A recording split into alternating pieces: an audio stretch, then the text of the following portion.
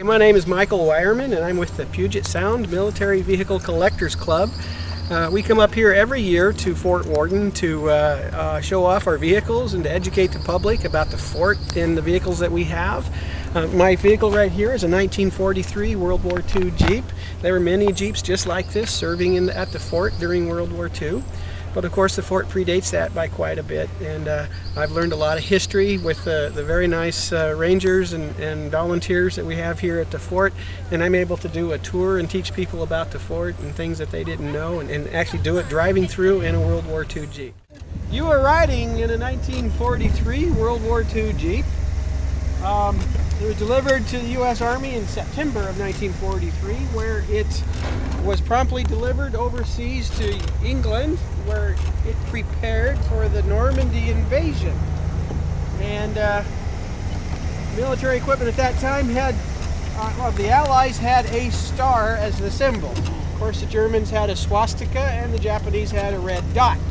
The star was modified to have the broken circle around it in the days and weeks leading to the Normandy invasion.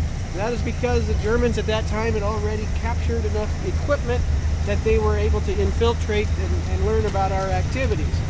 So the broken circle around the star became the symbol of all military land-based equipment after the Normandy invasion. So this Jeep is marked as that. It's called an invasion Jeep because it has that broken circle around the star.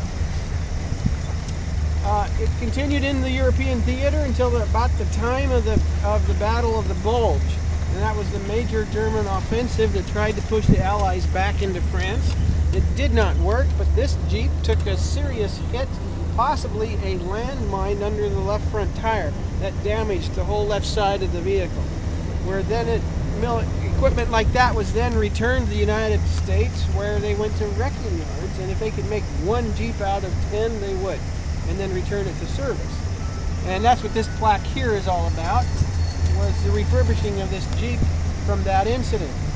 But then the war ended, and the Arizona Sheet Metal Company's record said that the inspectors never came to return the equipment to service, and they were allowed to then sell it off as surplus equipment. So that's the way a lot of these the military equipment you see today made it back from overseas. As most of them were damaged, sent back for repairs, and then the war ended.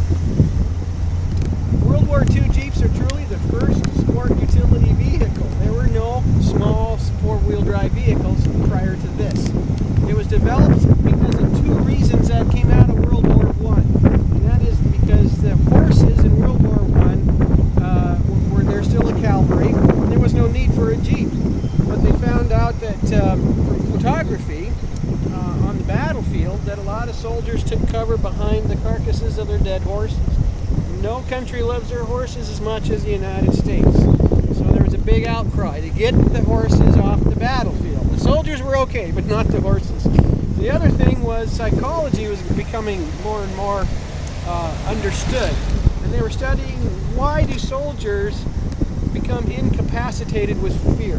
And what they found was when they saw somebody they cared about get hurt or killed, that affected them as a soldier.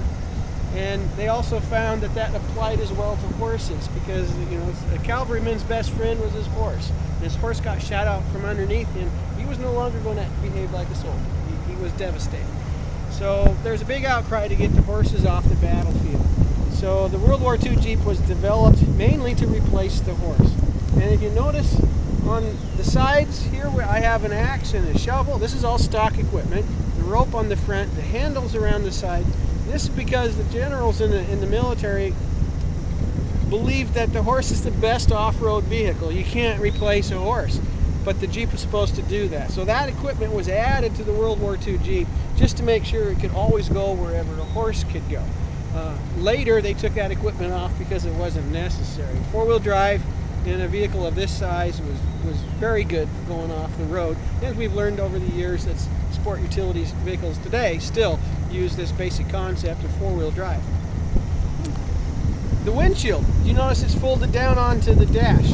Now, this isn't quite normal because the World War II Jeep had the windshield fold down, and actually to this day a Jeep Wrangler has a fold down windshield. And the reason it folds down isn't because it's fun to drive like that, because it is, but it was also for camouflage, that the glass would give away your position. It would reflect. Oh. So you had to put a canvas cover over your windshield and fold it down when you're in a battle zone. That was a requirement. You see lots of pictures in World War II of Jeeps running around with what looks like a big bag on the hood. And that's actually their windshield folded down. But I think it's important people understand our history and why it was important to protect the Puget Sound and why the fort became obsolete and how it's done now. That our military is important to our freedom, and we can't ever forget that. You know, the guys who've served and are serving right now, they have played a huge role in their quality of life, and people should know that.